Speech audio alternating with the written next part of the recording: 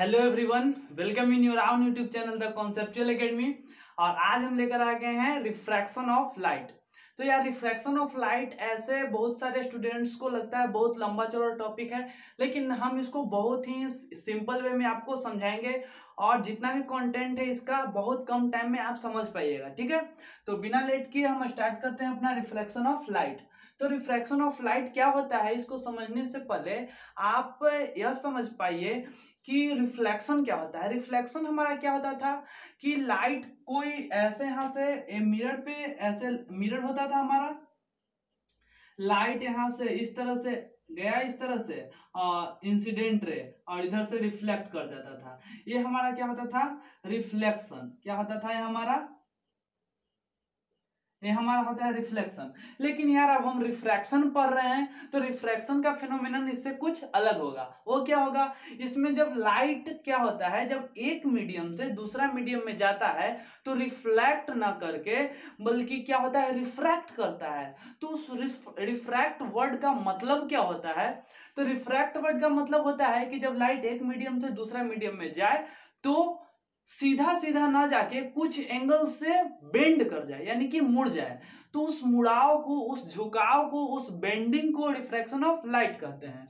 जैसे कि हम इस बार, ये तो रिफ्लेक्शन था, लेकिन हम इसको क्या कर दें, इसको इस तरह से बना दे। इस तरह से देखिए कि यहां से इस तरह से लाइट को हम इस तरह से पास करवाएं कि लाइट यहां से इस तरह से जा रहा था, लेकिन लाइट सीधा जाना चाहिए था, सीधा ना जाके लाइट कुछ ऐसे मुड़ जाए। तो इस झुकाव को ही क्या बोलते हैं, रिफ्रैक्शन। ठीक है, समझ में आया।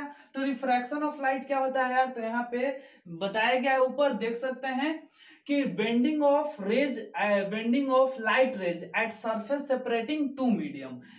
सरफेस सेपरेटिंग टू मीडियम का मतलब, जैसे कि यहाँ एक हम सरफेस लिए और ये ऊपर वाला एक मीडियम होगा, एक नीचे मीडियम कुछ होगा।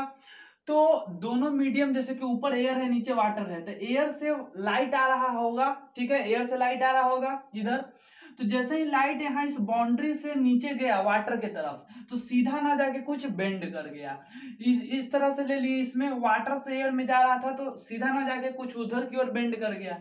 ठीक है, तो ये एक कंडीशन होता है हमारा रिफ्रैक्शन का। तो यार तीन तरह के कंडीशन बन सकता है रिफ्रैक्शन ऑफ लाइट में, जो कि समझने के लिए आपको क्या समझना जरूरी है, उसके लिए आपको जरूरी है रेयरर और डेंसर। दो टर्म को समझना बहुत ही जरूरी है।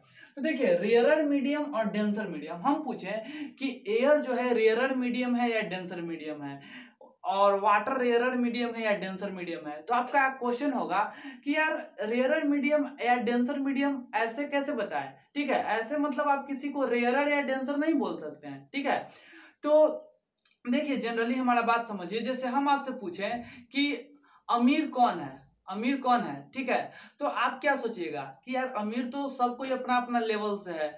कोई, यदि हम बात करें कि मुकेश अंबानी से अमीर कौन है, तो उसका कोई नया नाम आएगा। हम पूछें कि विराट कोहली से अमीर कौन है, ठीक है, तो हम एक कंपेयर करते हैं किसी आदमी को लेके कि वह कितना अमीर है। ठीक है, तो उसी तरह से रेयरर और डेंसर का मतलब होता है।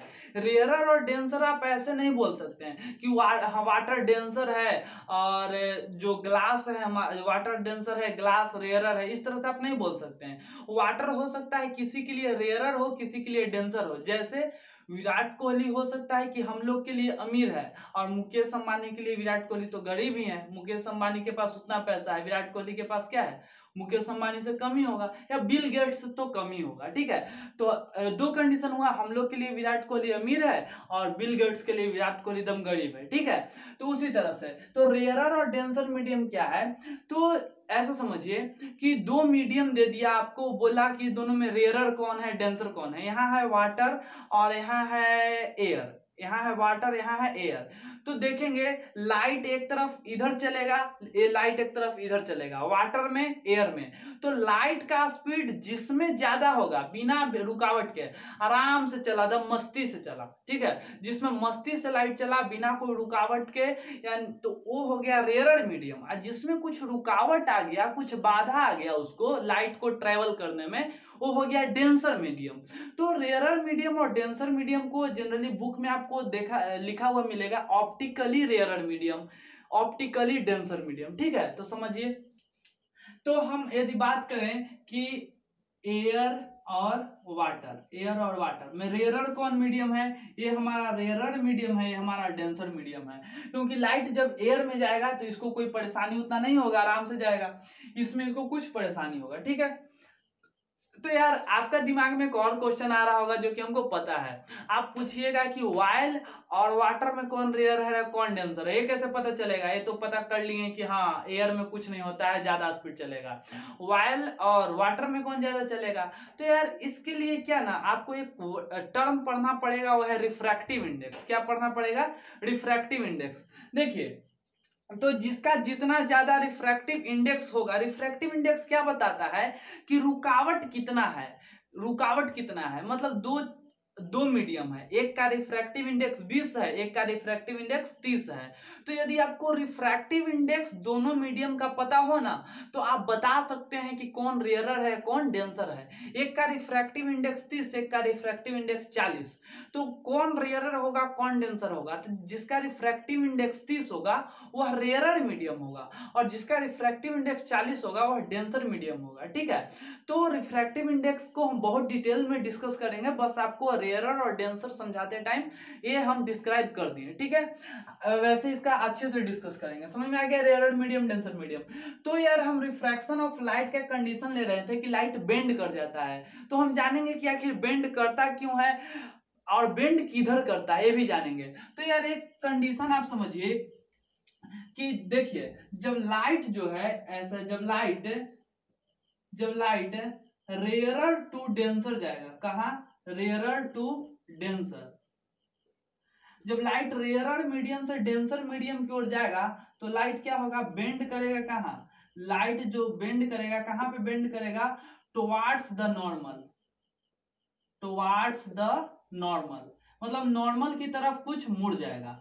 अब देखिए लाइट जो है डेंसर टू रेयरर जाएगा तो क्या होगा, away from normal, away from normal, ठीक है। तो नॉर्मल से दूर भागेगा। तो देखिए यहाँ एयर था यहाँ वाटर था, तो यहाँ पे लाइट इस तरह से आया इस तरह से आया, ठीक है, यानी कि एयर है या वाटर है। तो बताइए रेयरर कौन।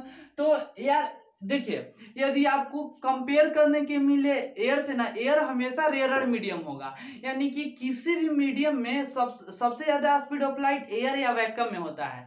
यानी किसी से भी कंपेयर करने के लिए दे दे तो आपको एयर को बोलना है कि भाई एयर तो हमारा क्या होगा, एयर हमारा हमेशा रेयरर मीडियम होगा। लाइट का स्पीड सबसे ज्यादा इसी में होता है, ठीक है, इसमें कोई रुकावट नहीं होता है। लेकिन बाकी अदर चीज में कंपेयर करने के लिए दे तो उसके लिए हम आपको बताएं कि रिफ्रैक्टिव इंडेक्स यदि पता होगा तो आप बता सकते हैं। चलिए तो यहाँ पे एयर है या वाटर है, तो ये हमारा रेयरर मीडियम है, डेंसर मीडियम। इस बार लिए ऊपर वाटर नीचे एयर, तो ये डेंसर मीडियम है रेयरर मीडियम। और तीसरा केस में आप कुछ भी ले सकते हो, ऊपर नीचे डिस्कस करेंगे आगे, ठीक है। तो जब लाइट एयर से आ रहा था इधर, रेयरर मीडियम से डेंसर मीडियम की ओर आ रहा था, तो हम बताएं कि लाइट जब रेयर से डेंसर आता है तो नॉर्मल की तरफ मुड़ जाता है। तो देखिए यहाँ से यहाँ पे एक सरफेस था इस तरह से, तो यहाँ पे जब आया तो लाइट सोचा कि यार क्या करना चाहिए, हम रेयर से डेंसर जा रहे हैं तो कुछ मुड़ गया इस तरह से, ठीक है, अकॉर्डिंग टू रूल मुड़ गया। जब डेंसर से रेयर जा रहा था तो कुछ उधर अवे फ्रॉम नॉर्मल हुआ। नॉर्मल क्या है, तो जो यहाँ पे लाइट ये जो मीट कर रहा है ना, इस पे एक सीधा लाइन ड्रॉ कर दिए तो ये नॉर्मल हो गया। यह क्या है, यह नॉर्मल है। ये इसमें एक कौन है नॉर्मल, ये नॉर्मल है। तो जब लाइट रेयर से डेंसर आ रहा है तो नॉर्मल की तरफ मुड़ रहा है, और डेंसर से रेयर की ओर जा रहा है तो नॉर्मल से दूर भाग रहा है, ठीक है। तो आपको लग रहा होगा यार कि ऐसा क्यों होता है, क्यों, मतलब कि डेंसर से रेयर गया तो इधर की ओर क्यों नहीं आया। दिमाग में क्वेश्चन आना निश्चित बात है, आ रहा होगा, ठीक है, और उसका डाउट भी क्लियर होगा। ऐसा नहीं कि हम आपको सिर्फ बता रहे हैं कि क्वेश्चन आ रहा होगा। देखिए तो लास्ट हम पहले डिस्कस कर लेते हैं कि इसमें क्या होता है कि जब लाइट जब सीधा सीधा आता है ना, यानी जब लाइट कुछ एंगल से आता है तो क्या होता है, या तो नॉर्मल से दूर भागता है तो नॉर्मल क्यों इधर आता है। जब रेयर से डेंसर आएगा तो normal towards the normal, denser से रेयर जाएगा तो अवे फ्रॉम नॉर्मल। लेकिन यदि मान लीजिए ऊपर रेयर नीचे डेंसर, या नीचे डेंसर ऊपर डेंसर नीचे रेयर, कुछ भी हो कंडीशन, लेकिन लेकिन लेकिन क्या हो, यदि लाइट को आप सीधा सीधा ऐसे लाइट दम लाइट जो है हमारा नॉर्मल के दम आ रहा है, नॉर्मल से दम पूरा नॉर्मल के ऊपर से, ये जो नॉर्मल है हमारा इसका परपेंडिकुलर, तो मतलब नॉर्मल के पैरेलल आ रहा है लाइट, ये हमारा लाइन नॉर्मल था, और एकदम सीधा सीधा लाइट आएगा तो कोई बेंडिंग नहीं होगा, यहाँ पे नो बेंडिंग। क्लियर? चलिए, तो एक क्लियर हो गया। तो आगे समझते हैं कि आखिर क्यों यार, क्यों ऐसा हुआ कि यह लाइट बेंड कर गया, मुड़ गया क्यों, लाइट जो है लाइट में झुकाव क्यों आया। तो देखिए लाइट में झुकाव आने का कारण समझते हैं। यार लाइट जो हमारा होता है, इस तरह से समझिए आप इसको कि यार ये हमारा क्या है, ये हमारा रोड है, और इधर हमारा क्या है, ये हमारा रोड है, ठीक है, और ये हमारा मड है। मड मीन्स कीचड़, रोड है, यह क्या है, मड है। तो यार जनरली जैसे लाइट को समझिए कि कार है, लाइट क्या है, समझिए कि कार है, ठीक है। तो यहां से समझिए कि लाइट नहीं कार आ रहा है, कार आ रहा है तो समझिएगा कि लाइट है, एग्जाम्पल हम ले रहे हैं, ठीक है। तो जनरली ऐसे समझिए, इधर से कार आ रहा होगा कुछ इस तरह से, कार आ रहा होगा, इसका एक चक्का यहाँ होगा और एक चक्का यहाँ होगा, और एक चक्का इसका यहाँ होगा, दूसरा चक्का इसका यहाँ होगा, ठीक है। इस तरह से कार आ रहा होगा। तो जनरली देखिए जब कार इधर से आ रहा होगा तो क्या होगा, जनरली जब यहाँ से रोड को क्रॉस करेगा, जब इस रोड के नीचे आएगा, कीचड़ में आएगा, इधर पूरा कीचड़ भरा हुआ है, ठीक है, इधर पूरा कीचड़ भरा हुआ है, ऐसे समझिए कि पूरा क्या है, कीचड़ भरा हुआ है, इस तरह से पूरा रुकावट है, इस तरह से समझ में आ गया। चलिए, तो जब कार जब आ रहा है इधर से तो क्या होगा कि इसका नीचे वाला चक्का पहले आ जाएगा कीचड़ में, और ऊपर वाला चक्का देर से आएगा, तो स्पीड में इसका चेंजिंग आ जाएगा, और स्पीड में चेंजिंग आने की वजह से कार को जाना चाहिए था इधर इस तरह से, लेकिन कार क्या जाएगा, कार जो है इस तरह से इधर मुड़ जाएगा थोड़ा सा। देखिए कार को जाना चाहिए था इधर, लेकिन कार जो है थोड़ा सा मुड़ जाएगा इधर, ठीक है, इस तरह से। तो इसको हम यदि फिगर अच्छा से बनाए तो इस तरह से समझिए कि जो यहाँ से कार आया इस तरह से और जाना चाहिए था इधर, लेकिन कार में कुछ चेंजिंग आ गया कार के स्पीड में, और जिसके वजह से कार क्या हो गया, मुड़ गया। क्यों मुड़ गया यार, तो जो रोड से आया ना नीचे कीचड़ में, तो रोड क्या था, कार का स्पीड ज्यादा रोड पे होता है, और जैसे ही आया डेंसर मीडियम यानी कि कीचड़ में, तो कीचड़ में आने की वजह से पहला चक्का तो उतरा, लेकिन दूसरा चक्का का स्पीड तेज था और वो वाला चक्का स्लो हो गया, तो सीधा ना जाके थोड़ा सा बेंड कर गया। तो कोई पूछे कि लाइट के स्पीड में चेंजिंग क्यों आता है, तो उसका सीधा सीधा आंसर दीजिए कि किसके कारण, तो bending, change in speed of light, ठीक है। लाइट रिफ्रैक्शन ऑफ लाइट में जो बेंडिंग ऑफ लाइट होता है, आखिर क्यों लाइट मुड़ जाता है नॉर्मल की तरफ। तो देखिए जब लाइट रेयर मीडियम था, या रोड था, तो रोड में मतलब साफ सुथरा है और यह मड था, तो क्या हो गया, नॉर्मल की तरफ मुड़ गया कि नहीं मुड़ गया, मुड़ गया। और यही यदि हम उल्टा कर लें तो देखिए नॉर्मल की तरफ मुड़ गया, यानी कि यह वाला कंडीशन आपको समझ में आ गया। और नॉर्मल से दूर कैसे भागता है इसको समझने के लिए आप इस तरह से समझिए, उल्टा समझिए कि कार इस बार इधर से जा रहा है, तो कार इस बार इधर से जाएगा यार, इस बार इधर से कार जा रहा है, तो कार इस बार इधर से जाएगा, तो जा रहा है यहां से समझिएगा इस तरह से जा रहा है, नॉर्मल तो इसका ई है, हाँ, तो जा रहा है। तो देखिए कार का जो पहला चक्का होगा इधर वाला पहले ऊपर चढ़ जाएगा, ठीक है, और दूसरा चक्का कीचड़ में ही रहेगा। उसमें क्या था, पहला चक्का पहले आया था किसमें, कीचड़ में, और इसमें पहला चक्का ऐसे जा रहा है कार, तो रोड पे चढ़ जाएगा पहला चक्का, और दूसरा चक्का कीचड़ में ही रहेगा जो कि स्लो कर देगा गाड़ी को। तो इस वजह से क्या होगा, कीचड़ में वो तो चलेगा, तो इसके वजह से थोड़ा सा इस तरह से मुड़ जाएगा। आप यार विजुअलाइज कीजिए दिमाग में कि कार ऐसे कीचड़ से जा रहा है रोड पे कुछ इस तरह के एंगल से, तो क्या एकदम सीधा निकल जाएगा, नहीं, कुछ थोड़ा सा ऐसे मुड़ जाएगा, ठीक है, यानी कि कुछ इस तरह से इसका बेंडिंग आएगा, हल्का बेंडिंग आएगा, मतलब कि नॉर्मल से दूर भागता है, यानी कि अभी के समझ में आ गया, ठीक है। और क्या कीजिए, जब कार सीधा जाएगा तो कोई मुड़ाव नहीं आएगा, जब दोनों चक्का एक साथ ऊपर चढ़ेगा तो कोई मुड़ाव नहीं आएगा, समझ में आ गया। चलिए, तो यार एक कंडीशन आपको समझ में यहाँ पे आना चाहिए, क्या, वो यहाँ पे समझिए कि आपको तो ये सारा चीज क्लियर हो गया, कि रेयर मीडियम क्या है, डेंसर मीडियम क्या है, ठीक है। लेकिन एक दिमाग में आपको आ रहा होगा क्या कि यार आखिर बात क्या है, आखिर जो ए वाला एंगल से कुछ आ रहा था फिर कुछ एंगल से मुड़ जा रहा है। तो देखिए हम आपको यहाँ पे एक टर्म डिस्कस करते हैं, जो उधर से रे ऑफ लाइट आता है इसको इंसिडेंट रे बोलते हैं। जो यहाँ से लाइट ऐसे नॉर्मल की तरफ बेंड हो गया या नॉर्मल से दूर भाग गया इसको रिफ्रैक्टेड रे बोलते हैं। क्लियर है? हाँ, और जो ए वाला एंगल जो बन रहा है ना, ए वाला एंगल को बोलते हैं angle of incident, angle of incidence. और ए वाला जो एंगल बन रहा है इसको बोलते हैं एंगल ऑफ रिफ्रैक्शन। यानी क्या है एंगल ऑफ इंसिडेंस? यदि डेफिनेशन लिखना हो तो लिख सकते हैं आप क्या कि जो नॉर्मल इंसिडेंट रे, ए वाला इंसिडेंट रे और नॉर्मल के जो बीच का एंगल बनता है उसको एंगल ऑफ इंसिडेंट बोलते हैं या एंगल ऑफ इंसिडेंस बोलते हैं। और एंगल ऑफ रिफ्रैक्शन किसको बोलते हैं? तो नॉर्मल और रिफ्रैक्टेड रे के बीच के एंगल को क्या बोलते हैं? Angle of refraction. तो क्लियर है, डेफिनेशन वगैरह भी आपका सब चीज क्लियर होते चल रहा है। तो यार आखिर आपका एक दिमाग में क्या क्वेश्चन आ रहा होगा, बार बार हम यही बोल रहे हैं, तो इससे आपको हम समझ पा रहे हैं क्या कि आपको लग रहा होगा कि आखिर क्या रिलेशन है, आप बताएं क्या कि change in speed of light के वजह से लाइट का स्पीड चेंज हो जाता है जब एक मीडियम से दूसरा मीडियम में जाता है, इसी के वजह से बेंडिंग ऑफ लाइट होता है, इसी की वजह से बेंडिंग ऑफ लाइट होता है। तो आखिर क्वेश्चन क्या होगा कि आखिर किस तरह से रिलेशन होगा कि इस एंगल का, स्पीड ऑफ लाइट का, आखिर वो रिलेशन क्या होगा, क्या होगा वो रिलेशन? तो रिलेशन यही होता है, मतलब क्या दोनों में लिंक है, किसमें? तो इस एंगल में और इधर के स्पीड ऑफ लाइट में। तो देखिए ऊपर एयर है नीचे वाटर है, ऊपर वाला को बोलते हैं हम फर्स्ट मीडियम, ऊपर वाला को बोलते हैं फर्स्ट मीडियम, नीचे वाला को बोलते हैं सेकंड मीडियम। तो देखिए यार क्या एक स्नेल्स नाम के साइंटिस्ट हैं, वो क्या बताएं? वो बताएं कि देखो बहुत सिंपल वे में वो बताएं कि देखो ऊपर में जो लाइट आ रहा होगा उसका स्पीड और ऊपर जो एंगल बन रहा होगा उसका साइन वाला एंगल यानी कि साइन थीटा, ऊपर वाला एंगल का, ये बराबर होगा किसके? नीचे वाला में जो लाइट का स्पीड होगा सेकेंड मीडियम में, तो V2 मीन्स सेकेंड मीडियम में स्पीड ऑफ लाइट बड़ा by sine theta 2। Sign theta 2 का मतलब जो ये वाला सेकेंड मीडियम में थीटा एंगल बन रहा होगा उसका साइन थीटा लेना है।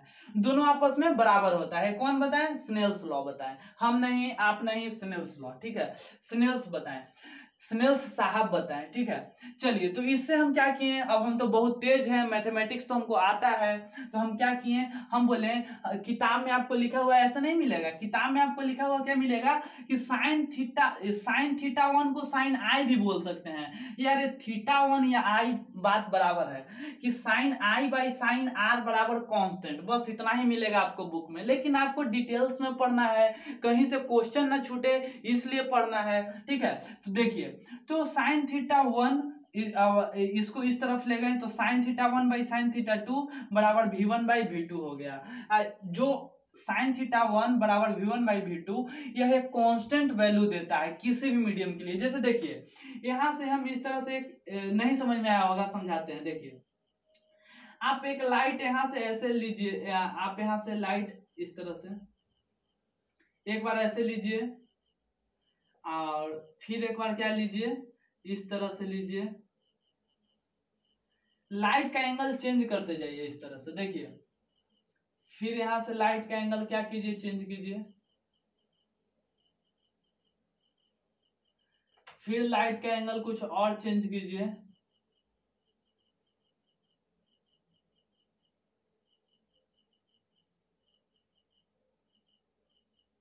चलिए इस तरह से। तो मतलब यहाँ ऊपर एयर और नीचे वाटर, सब में ऊपर एयर नीचे वाटर है, ठीक है। यानी कि यदि मीडियम हम चेंज नहीं करें तो यहाँ सबके लिए ये वाला नॉर्मल होगा, सबके लिए ये वाला नॉर्मल होगा, सबके लिए ये वाला नॉर्मल होगा। तो लाइट आ रहा है तो इसका क्या होगा, कुछ बेंड करेगा, इसका भी कुछ बेंड करेगा, इसका भी कुछ बेंड करेगा, इसका भी कुछ बेंड करेगा, ठीक है। तो सबके लिए ऊपर कुछ थीटा होगा, इसमें भी कुछ थीटा होगा, इसमें भी इसका कुछ एंगल होगा, इसमें भी इसका कुछ एंगल होगा, और नीचे वाला का भी सब में एंगल होगा, नीचे वाला का भी सब में क्या होगा, एंगल होगा। यानी कि यदि आप क्या करते हैं, मीडियम को चेंज नहीं करते हैं, ऊपर एयर लिए और नीचे क्या लिए, वाटर लिए, और खाली लाइट का एंगल चेंज कर रहे हैं, कभी ऐसे कभी ऐसे कभी ऐसे जला रहे हैं, चेंज नहीं कर रहे हैं, कभी इस तरह से कभी इस तरह से कभी इस तरह से जला रहे हैं टॉर्च, तो क्या होगा ना कि हर बार ऊपर वाला एंगल और नीचे वाला एंगल हर बार जो होगा हर केस में बराबर आएगा। यदि इस केस में 10 आया तो इस केस में भी 10 आएगा, इस केस में भी 10 आएगा, और इस केस में भी 10 आएगा। यही बताता है कि आपका जो sine theta 1 by sine theta 2 कभी भी चेंज नहीं होगा। यानी एंगल ऑफ साइन थीटा किसका, एंगल ऑफ इंसिडेंस, और साइन बाई साइन थीटा किसका, angle of refraction. Angle of incidence, angle of refraction sine के टर्म में उसका जो रेशियो होगा कभी भी चेंज नहीं होगा और वो कांस्टेंट होता है, और उसी कांस्टेंट को क्या बोलते हैं हम, रिफ्रैक्टिव इंडेक्स, उसी मीडियम का रिफ्रैक्टिव इंडेक्स बोलते हैं। ठीक है, इसको इस तरह से लिख सकते हैं कि v1 बाई v2 जो कि क्या होता है, हमारा कांस्टेंट वैल्यू आता है, इसी को क्या बोलते हैं हम, रिफ्रैक्टिव इंडेक्स बोलते हैं। तो समझिएगा, रिफ्रैक्टिव इंडेक्स इसी को, कांस्टेंट वैल्यू का रिफ्रैक्टिव इंडेक्स, जिसको न्यू से, ऐसे न्यू से या म्यू से, दोनों से डिनोट करते हैं। ठीक है, जनरली आपका बुक वगैरह में 10th में यही मिलेगा। ठीक है, न्यू, इसको न्यू बोलते हैं। तो यार स्नेल्स लॉ क्या बताएं, ए बताएं, उनसे हम ए निकाल लिए, क्या निकाल लिए, ए निकाल लिए। यानी कि आपका खेल क्या होगा, खेल आपका इसी में होगा कि कोई लाइट, देखिए क्वेश्चन किस तरह से होगा कि ऊपर से लाइट आ रहा है तो नॉर्मल के साथ 30 डिग्री बना रहा है, रिफ्रैक्ट कर गया, रिफ्रैक्ट होने के बाद वह 25 डिग्री बना रहा है या 15 डिग्री बना रहा है। ठीक है, 15 डिग्री बना रहा है, 30 डिग्री से आ रहा था, रिफ्रैक्शन के बाद 15 डिग्री बना रहा है, यानी कि साइन थीटा 1 पता चल गया, साइन थीटा 2 पता चल गया। और v1 मीन्स यदि इस मीडियम का स्पीड ऑफ लाइट और इधर मीन्स इस मीडियम का स्पीड ऑफ लाइट है, इस मीडियम का स्पीड ऑफ लाइट तो आपको पता है एयर में 3 × 10⁸ मीटर पर सेकेंड होता है, आपको निकालने के लिए दे देगा v2 में। तो यार आप जनरली इस तरह से खेल कर सकते हैं, 1 2 3 4 4 चीज है जिसमें से 3 चीज दिया हुआ रहेगा, आपको चौथा चीज निकालना होगा। ठीक है, इस तरह से आप निकाल सकते हैं, यानी कि आपको एंगल और स्पीड ऑफ लाइट के बीच रिलेशन पता चल गया, उसके लिए आप किसी भी तरह के न्यूमेरिकल बनाने लायक हो गए। ठीक है, चलिए क्लियर हो गया। तो यहाँ पे एक और चीज आपको समझाते हैं कि यार यदि यही क्वेश्चन इस तरह से बदल देता, मतलब कि इस तरह से देता कि यहाँ से नॉर्मल से बना रहा है कोई 30 डिग्री, मतलब नॉर्मल से इधर 60 डिग्री बना रहा है, लाइट आ रहा है 60 डिग्री बना रहा है, झुक के इधर चल जा रहा है कितना डिग्री, 45 डिग्री हो जा रहा है झुकने के बाद, इस तरह वाला एंगल, ये वाला एंगल 45 डिग्री। इस बार क्या दिया, पिछला क्वेश्चन में स्पीड दिया था कि इसका 3 × 10⁸ और इसका पूछ दिया था, इस बार क्वेश्चन चेंज कर देगा, क्या कर देगा, इस बार यदि क्वेश्चन कर दिया कि इसका रिफ्रैक्टिव इंडेक्स क्या है, इसका रिफ्रैक्टिव इंडेक्स इसका रिफ्रैक्टिव इंडेक्स क्या है, मान लो कि ऊपर है वाटर दे दिया और नीचे दे दिया क्या, ऑयल। अब बोला कि वाटर का रिफ्रैक्टिव इंडेक्स 1.33 होता है, अब बताओ कि ऑयल का रिफ्रैक्टिव इंडेक्स कितना होता है। बोला कि ऊपर वाटर है, वाटर से लाइट 60 डिग्री से आया और नीचे ऑयल में चल गया 45 डिग्री तक, दे दिया कि वाटर का रिफ्रैक्टिव इंडेक्स 1.33 है, तो बताओ ऑयल का रिफ्रैक्टिव इंडेक्स कितना होगा, कितना होगा। तो आपको जनरली क्या करना है, अब रिफ्रैक्टिव इंडेक्स, यानी कि अब आपको ऐसा फॉर्मूला का जरूरत पड़ेगा जो मतलब कि एंगल और रिफ्रैक्टिव इंडेक्स से रिलेटेड हो। तो वो फॉर्मूला है यार हमारा n1 sin θ 1 = n2 sin θ 2। यानी कि कैसे लिख सकते हैं, इस वाले मीडियम का refractive index into sine theta of this medium, यानी कि 1.33 into sine theta 1, sign theta 1 यानी कि साइन 60 डिग्री बराबर होगा किसके, इस मीडियम का रिफ्रैक्टिव इंडेक्स जो कि नहीं पता है और इस मीडियम के साइन 45 डिग्री के बराबर। यानी कि 1 2 3 चीज पता है, चौथा चीज निकालिए, इसमें भी 4 वेरिएबल है, 3 चीज दिया हुआ होगा, चौथा चीज निकालना होगा आपको। यानी कि रिफ्रैक्टिव इंडेक्स से आप निकाल सकते हैं कुछ भी यार, एंगल और वेलोसिटी ऑफ लाइट के बीच रिलेशन ए वाला हो गया। दोनों स्नेल्स लॉ से ही आता है, ये भी स्नेल्स लॉ से आता है, ठीक है। इसको भी स्नेल्स लॉ बोलते हैं, n1 sin theta 1 is equal to n2 sin theta 2, ठीक है। देख पा रहे हैं? हाँ चलिए, बहुत अच्छा है। तो क्लियर हो गया ये वाला टर्म।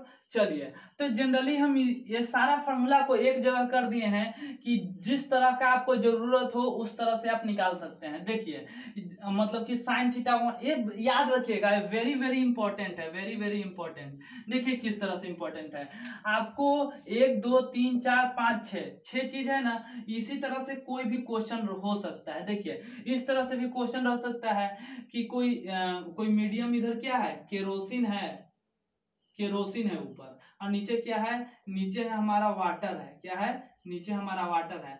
लाइट आ रहा है ऐसे, केरोसिन से आ रहा है लाइट इस तरह से, और लाइट आके इस तरह से बेंड कर गया, ठीक है, इस तरह से। अब दिया हुआ क्या है कि केरोसिन का रिफ्रैक्टिव इंडेक्स मान लीजिए कितना दिया हुआ है, 2 दिया हुआ है, और वाटर का रिफ्रैक्टिव इंडेक्स 1.33 दिया हुआ है। अब बोल दिया कि केरोसिन में लाइट का स्पीड होता है, मान लो कि 2 इंटू 10⁹ मीटर पर सेकेंड, 2 इंटू 10⁹ मीटर पर सेकेंड। बोल दिया कि वाटर में स्पीड ऑफ लाइट बताओ, वाटर में स्पीड ऑफ लाइट, यानी कि क्या क्या दिया, रिफ्रैक्टिव इंडेक्स फर्स्ट मीडियम का दिया, रिफ्रैक्टिव इंडेक्स सेकंड मीडियम का दिया, फर्स्ट मीडियम का स्पीड ऑफ लाइट दिया, सेकंड मीडियम का स्पीड ऑफ लाइट पूछ रहा है, तो कौन फॉर्मूला यूज करेंगे, यानी कि इस वाले फॉर्मूला का यूज कर लेंगे, इस वाले का। देखिए, मतलब कि रिफ्रैक्टिव इंडेक्स और स्पीड से रिलेटेड फॉर्मूला का यूज कर लेंगे, यानी कि n2/n1 is equal to v1/v2। क्या क्या दिया हुआ है, n2 दिया हुआ है ए वाला, n1 दिया हुआ है ए वाला, v1 दिया हुआ है ए वाला, v2 पूछ रहा है, 1 2 3 चीज दिया हुआ है, चौथा चीज पूछ रहा है। तो यार इस तक ए वाला से कैसे भी करके आप निकाल सकते हैं, मतलब कि ए दे दे, मतलब इस चारों के बीच रिलेशन निकालना है तो ये चारों का यूज कर लीजिए, कभी ये चारों का यूज कर लीजिए, कभी इसका और इसका यूज कर लीजिए, आपका क्वेश्चन बनना ही बनना है, ठीक है। तो जनरली आपका ये डिस्कशन खत्म हुआ स्नेल्स लॉ से रिलेटेड। अब आगे हम समझते हैं क्या, रिफ्रैक्टिव इंडेक्स समझा ही रहे हैं तो थोड़ा डिटेल्स में समझा देते हैं। वो क्या है हमारा, देखिए वो क्या है कि रिफ्रैक्टिव इंडेक्स जो होता है, जनरली आपका बुक में यदि लिखा हुआ है कि रिफ्रैक्टिव इंडेक्स ऑफ ग्लास, देखिए यहां से इस तरह से रिफ्रैक्टिव इंडेक्स, तो देखिए जनरली रिफ्रैक्टिव इंडेक्स यदि आपको लिखा हुआ मिले कि रिफ्रैक्टिव इंडेक्स ऑफ ग्लास बराबर 1.33, इसका मतलब क्या, इसका मतलब क्या, रिफ्रैक्टिव इंडेक्स का फील समझिए। यानी रिफ्रैक्टिव इंडेक्स एक नंबर है जो कि क्या बताता है, जो कि यह बताता है कि लाइट का स्पीड एयर के रिस्पेक्ट में कितना कम है, एयर के रिस्पेक्ट में कितना कम है। यार ग्लास का रिफ्रैक्टिव इंडेक्स 1.33, इसका मतलब कि जो स्पीड ऑफ लाइट इन जो ग्लास होगा, मतलब ग्लास में जो लाइट ट्रेवल करेगा तो एयर के रिस्पेक्ट में 1.33 टाइम्स कम ट्रेवल करेगा, मतलब कि उसका स्पीड थोड़ा कम हो जाएगा, ठीक है।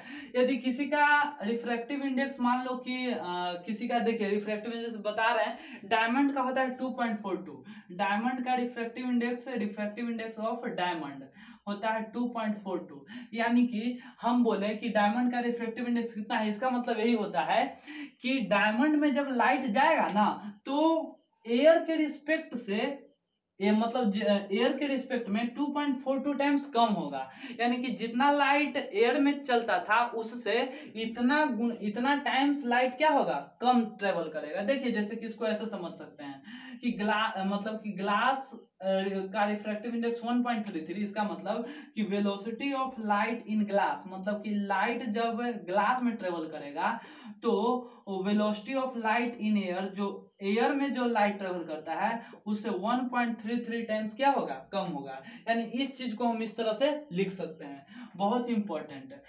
रिफ्रैक्टिव इंडेक्स किसी चीज का दिया हुआ है तो आप इस तरह से लिख सकते हैं कि वेलोसिटी ऑफ एयर बाय जो उसका रिफ्रैक्टिव इंडेक्स दिया हुआ है, ठीक है, इस तरह से। यानी कि हम इससे क्या समझ पाते हैं, इससे हम यही समझ पाते हैं कि रिफ्रैक्टिव इंडेक्स का एक्चुअल फील क्या होता है। रिफ्रैक्टिव इंडेक्स यही बताता है कि किसी भी मीडियम से मतलब कि किसी मीडियम का रिफ्रैक्टिव इंडेक्स 5 दिया हुआ है, इसका मतलब कि एयर के रिस्पेक्ट में उस मीडियम में जाइएगा तो लाइट का स्पीड आपको 5 गुना कम मिलेगा, 5 टाइम्स कम मिलेगा लाइट के स्पीड से। क्लियर है? चलिए यार, लाइट का सबसे स्पीड ज्यादा होता है एयर में ही, एयर या वैक्यूम में। जनरली एयर और वैक्यूम में बहुत थोड़ा सा का अंतर होता है, ज्यादा का अंतर नहीं होता है। तो देखिए, तो जनरली जो यहाँ पे दिया हुआ है ना, इसको बोलते हैं, जब इस तरह से दिया हुआ है, जब एयर के रिस्पेक्ट में कंपेयर कर रहा है, देखिए रिफ्रैक्टिव इंडेक्स ऑफ ग्लास, यानी कि यहाँ पे कुछ अगर नहीं दिया है कि किसके रिस्पेक्ट में यह बता रहा है, तो वो होता है absolute refractive index. Absolute refractive index, इसको बोलते हैं एब्सोल्यूट रिफ्रैक्टिव इंडेक्स। क्यों?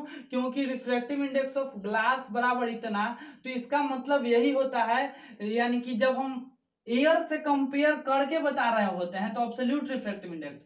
लेकिन कोई इस तरह से बोले कि refractive index of glass with respect to water होता है 2.24, इस तरह से, यानी इसका मतलब कि refractive index of glass water के रिस्पेक्ट में, इसका मतलब क्या हुआ कि इसका मतलब इस तरह से समझ सकते हैं कि velocity of light in glass जो होगा वाटर के रिस्पेक्ट में इतना टाइम्स कम होगा। जैसे कि यहाँ पे समझिए, जैसे कि हम बताए थे आपको कि velocity of light, refractive index of क्या, refractive index of glass with respect to air क्या होता है 1.33। इसका मतलब कि लाइट का स्पीड जब ग्लास में जाएगा तो एयर के रिस्पेक्ट में 1.33 कम हो जाएगा। तो इसका मतलब यही होगा कि जब लाइट का स्पीड ग्लास में जाएगा तो क्या होगा, लाइट का स्पीड जब ग्लास में होगा तो वाटर के अपेक्षा 2.24 टाइम्स क्या होगा, कम हो जाएगा। ठीक है,